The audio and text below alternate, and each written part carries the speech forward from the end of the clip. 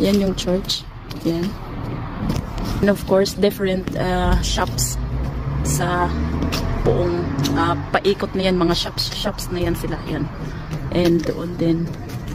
Yan. Ito stage siya. Parang may mag-ano yata dyan sa Christmas market. May mag-show. So, kaya ginawa nila yung stage dyan.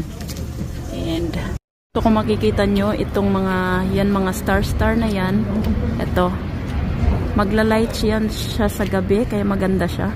And ayan, mga star. Hanggang marami siya.